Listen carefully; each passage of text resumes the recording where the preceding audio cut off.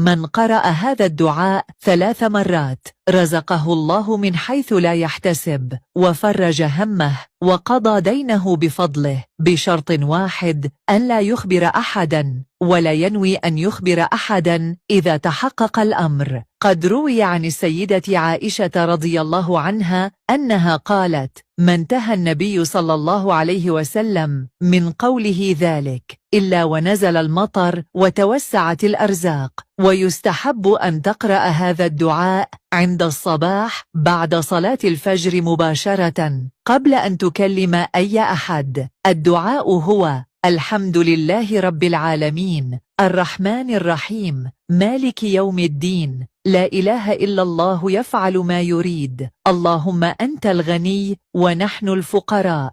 ثم تذكر قول الله تعالى: ومن يتق الله يجعل له مخرجا